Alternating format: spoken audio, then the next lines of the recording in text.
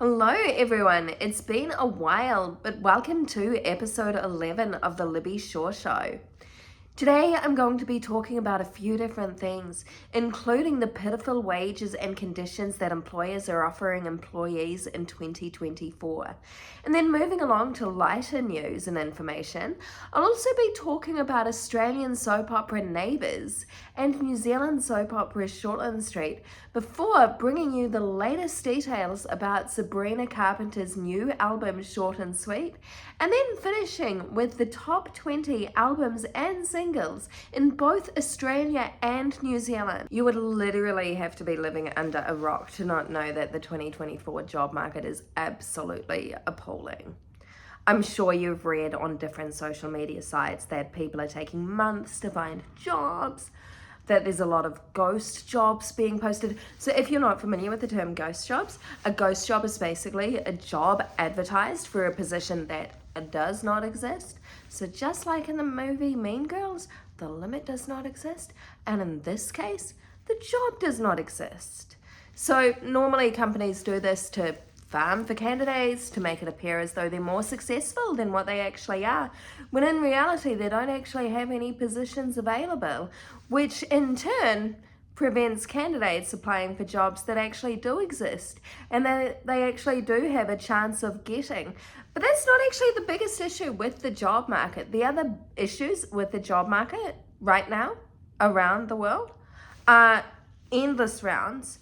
Like, I'm not talking 2 or 3 rounds. I'm talking some companies potentially having 5, some even 10 or more rounds over several months. And these aren't for CEO positions. These are for standard middle of the road positions. Nothing exceptionally special about them. The fact is, if you don't know if you want to hire someone in the first or second meeting with them, or potentially even the third meeting with them, you don't want to hire them. It's that simple. And then there's the companies that advertise positions multiple times, as a lot of people have been saying on LinkedIn.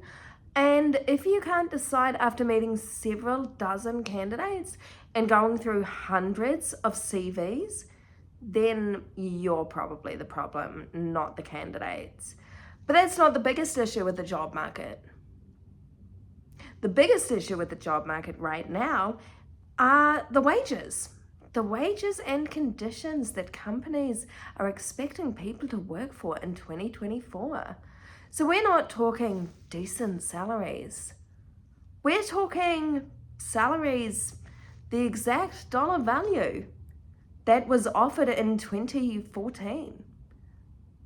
There are companies out there advertising jobs for either minimum wage or less than minimum wage. And these aren't, working at McDonald's or working in a cafe or working in retail. These are jobs that actually require a university education. These are jobs that actually require experience. And they're just, some employers are totally devaluing the skills and experience that people bring. And then there's other companies, right, that are advertising positions for salaries that were offered in 2016 or 2020, ignoring that there's been a lot of inflation and that people actually need money to survive. And the fact is, in Sydney or anywhere in the Western world, like Melbourne or Auckland or the United States or the UK, unless you're earning at least the equivalent of 80 to 100,000 Australian dollars, you're not earning much. Anything less than that is actually an insult to the skills and experience that candidates bring. Now, you might be saying to yourself with some positions, such as marketing and communications, but AI can do it. Okay, so I want to pose a question to you. If it was so easy to write content and create content, why do you need AI to do it? Why can't you do it? Why do you need AI? Doesn't the fact that you need AI to do it indicate that it's not actually that easy and that you are lacking some skills? And isn't that actually why You want to bring on people who have those skills because they can fill that gap that you don't have for the skills that you don't have. And the other thing is that if graphic design was so easy, why do people use Canva? When you use Canva, you can literally go onto social media, and if you know anything about graphic design, then you'd be able to tell what was made in Canva and what was made in Photoshop and other Adobe programs. And you can tell because the ones that are made in Canva, they're all the same. They all have the same template, the same general idea. There's nothing unique about them. There's nothing unique about them at all. And then there's CapCut. So CapCut is easily identifiable because it basically a bunch of videos that look like a 10-year-old has, cut around a physical person and then blurred the background, but without actually looking professional. Yeah. And people want AI to do content writing, graphic design, marketing, and customer service. These are things that actually take years to learn. These are things that if they were so easy, you wouldn't actually need AI to do them. So instead of thinking that these are skills that AI can do, and instead of thinking that these are skills that don't matter, why not actually, I don't know, here's a novel idea. Educate yourself. Educate yourself about what's actually involved. And this is another thing, right? This is another thing. So there are so many job ads around that say, you must have X number of years experience in blah. Again, I pose the question. If your job ad says you want someone with a university qualification, doesn't that indicate to you that the person can actually learn? So, and if they've worked in a range of different industries, then doesn't that actually indicate that they have the capability of learning different industries? So don't you think you're actually setting your sights a little bit too high? And don't you actually think that you're ruling out potentially good candidates? So in short, what I'm really, and this is one last point that I want to say on the job market. There's no such thing as age discrimination. Age discrimination doesn't exist. Wage discrimination exists. Companies want younger employees who are fresh out of uni because they know they can be exploited and that they'll accept lower wages. Of course, what that fails to ignore is that those younger workers also have the same cost of living issues, the same expenses that, people with a few more years experience have. So what I'm really saying is the job market is absolutely appalling. And the only way that employers will stop paying awful wages and treating their employees like garbage with poor conditions, such as being treated as an independent contractor when really you're an employee, or being treated as a casual when really you're permanent part-time. Now, there are some jobs that are actually casual, but a lot of casual jobs are not actually casual. The employer just doesn't want to pay. So the only way these things will improve is if people actually say no and actually do the mathematical calculations. Because if you looked at the wages being offered, you would see that jobs around for skilled and qualified candidates are in some cases actually paying less for jobs that a robot could and should actually do. But instead of a robot doing those jobs that don't require thought, you've got these companies trying to take away the creative arts. The creative arts and marketing cannot be done by a robot because it requires analysis and it requires actually understanding people and understanding products and services, and it requires being able to conceptualize and bring to life a creative idea. AI can't do that. So moving right along now. So of course, Neighbours was cancelled in 2022 and then, rescued by Amazon Freevee and returned in 2023. And since then, the show has been absolutely incredible.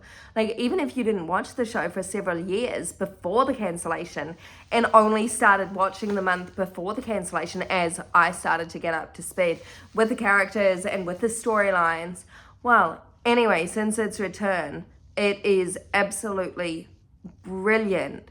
And recently there was Death in the Outback week, where, it was expected that a major cast member would die. Well, of course, spoiler alert, if you haven't seen already, it wasn't a major character who died. It was an evil character. The character was Heath. Heath was the character who died, and he'd been dating Holly behind Tess Carmichael's back. And Melanie and Toadie, of course, Toadie is departing from the show in the next few weeks. Presumably, he's going to be going, either overseas or to another state or something. Basically, he'll be leaving Erinsborough. But the way that week was done, like from the shooting to the location selected to even the way that Heath was killed, like no soap opera, to my knowledge, has ever actually done that. I don't think there's ever been a soap opera that's had a villain die by being eaten by a crocodile. I'm pretty certain that's the first time. But then you get on to Shortland Street.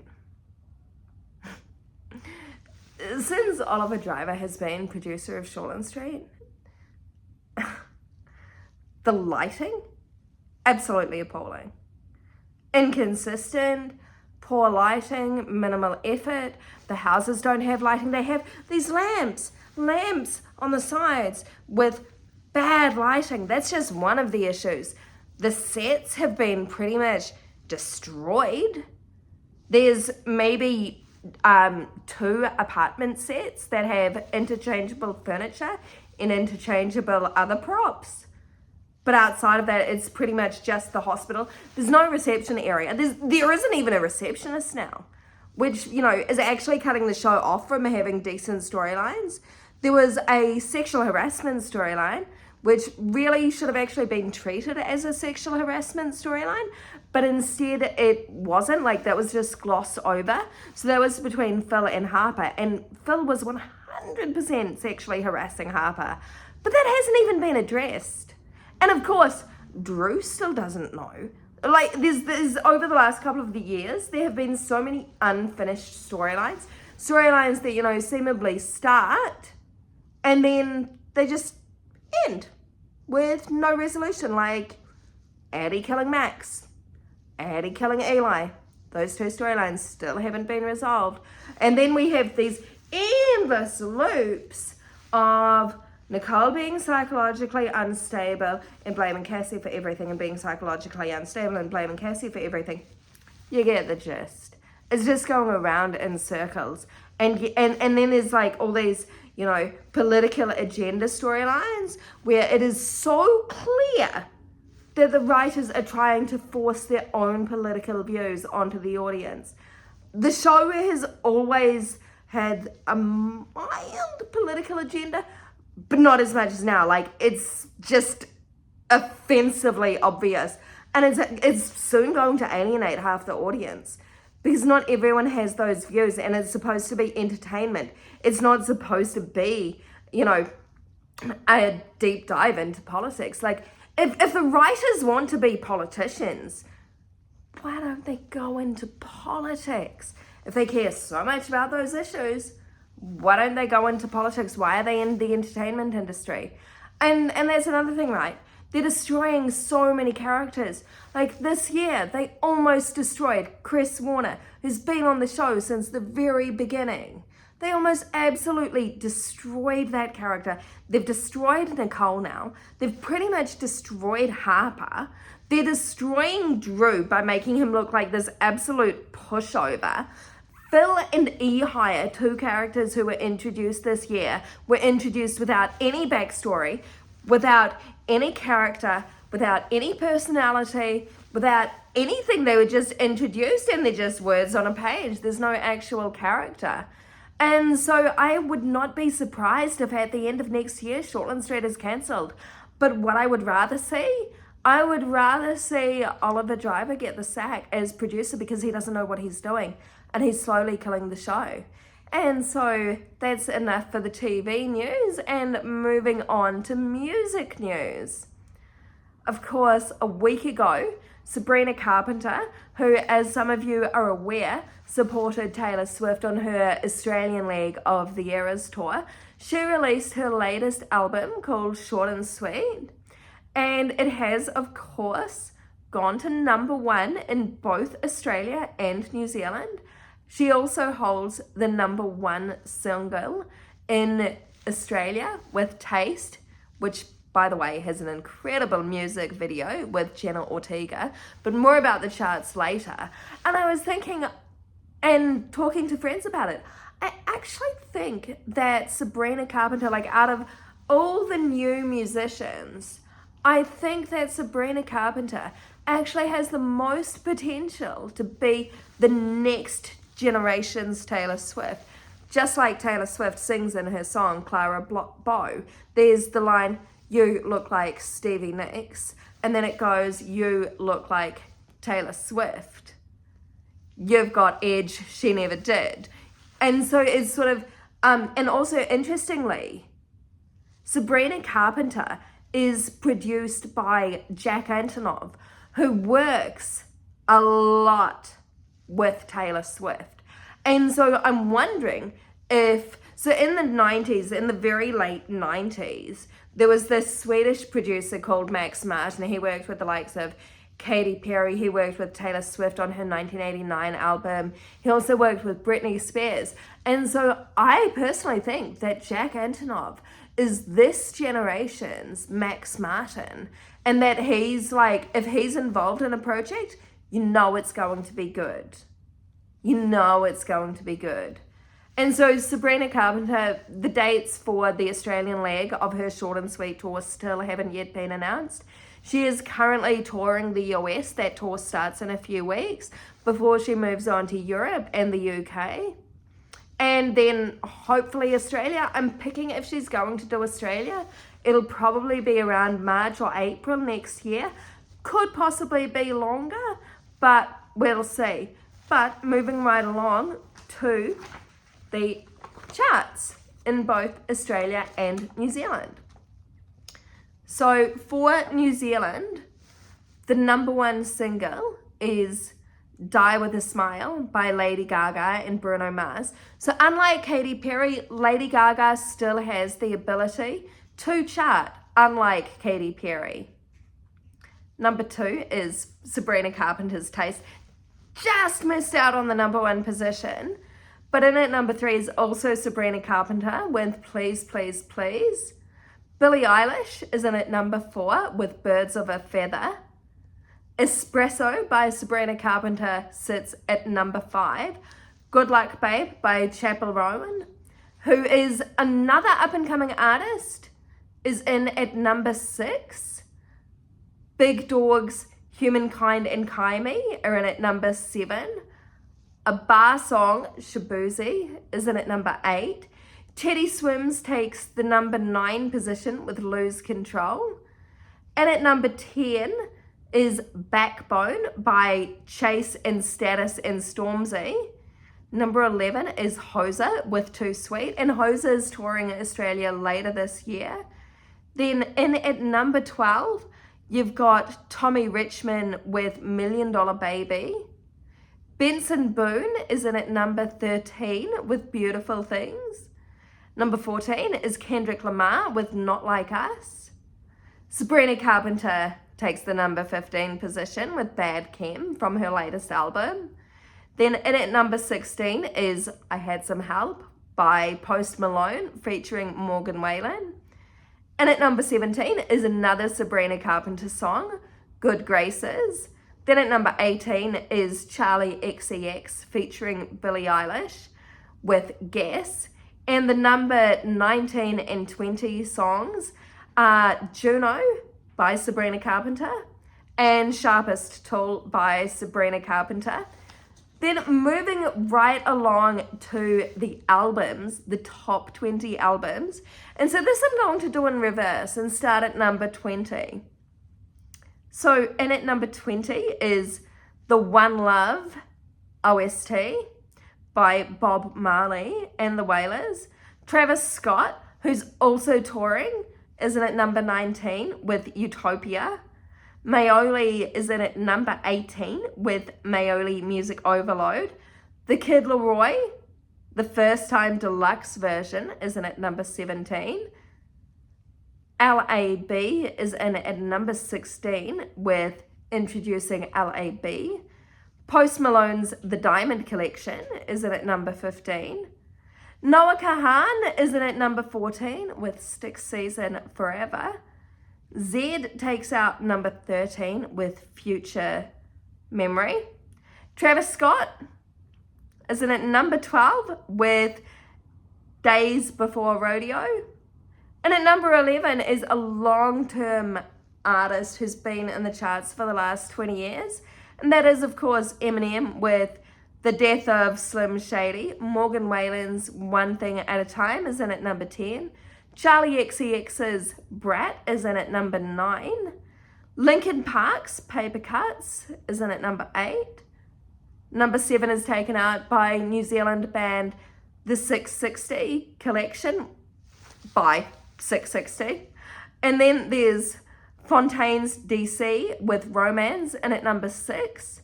And at number 5 is Taylor Swift's The Tortured Poets Department. And that has, of course, been in the charts since April. And at number 4 is another Post Malone album with F1 Trillion, Longbeard. Chappell Roan's anniversary edition of The Rise and Fall of a Midwestern Princess is in at number 3. Hit Me Hard and Soft by Billie Eilish is in at number 2. And it is absolutely no surprise that the number 1 position is taken out by Sabrina Carpenter with Short and Sweet. So that's the New Zealand charts. Getting along to the Australian charts and starting with the top 20 single. The 20th and 19th singles are Sharpest Tool and Juno, both by Sabrina Carpenter. Then in at number 18 is Million Dollar Baby by Tommy Richmond. Stargazing by Miles Smith is in at number 17. And then you've got Hoser in at number 16 with Too Sweet. Dasher is in at number... No, not Dasher. Teddy Swims is in at number 15 with Lose Control. Then there's Dasher in at number 14 with Austin. Humankind Carney is in at number 13 with Big Dogs. 12 and 13 are taken out by Sabrina Carpenter with Bad Cam and Good Graces, respectively. Then there's Charlie XCX featuring Billie Eilish with Guess. Benson Boone is in at number 9 with Beautiful Things. Number 8 is Post Malone featuring Morgan Wallen, I Had Some Help. And at number 7 is Good Luck Babe by Chappell Roan. Shabuzi is in at number 6 with A Bar Song. And at number 5 is Bruno Mars and Lady Gaga with Die With A Smile. Billie Eilish's Birds of a Feather is in at number 4. And then the top 3 singles in Australia for this week, the 2nd of September, are all Sabrina Carpenter with Espresso at number 3, Please Please Please at number 2, and Taste in at number 1. And moving right along to the top 20 albums in Australia for the week of the 2nd of September. So in at number 20 is Taylor Swift's first pandemic album, Folklore. Number 19 is a new entry, Lainey Wilson's Whirlwind. Gracie Abrams, who features a collaboration with Taylor Swift on her album called Us, is in at number 18 with The Secret of Us. SZA has the number 17 with SOS. Number 16 and number 15 are both taken out by Olivia Rodrigo, who's touring in October. She's touring both Sydney and Melbourne and doing 4 shows in both cities. Sour sits at number 16, that's her first album, and Guts sits in at number 15. And at number 14 is Post Malone with the Diamond Collection. Charlie XCX is in at number 13 with Brat. Morgan Wallen's One Thing at a Time is in at number 12. Cold Chisel's 50 Years The Best Of EP is in at number 11. And at number 10 is The Weeknd, The Highlights, which is no surprise given that he's touring Sydney and Melbourne next month as well. After his tour was originally cancelled, he's now announced his new dates. They aren't all sold out, so you can still get tickets on either the Ticketek or the Ticketmaster website, depending on if you're in Sydney or Melbourne. It's Ticketek for Sydney and it's Ticketmaster for Melbourne. And at number 9 is Travis Scott with Days Before Rodeo, and he is also touring Australia. Taylor Swift's latest album, The Tortured Poets Department, has slipped to number 8 after being in at number 4 last week, but it has had 19 weeks in the charts. And given that Sabrina Carpenter released her new album and there's a lot of fan crossover this week, there is absolutely no surprise in that chart result.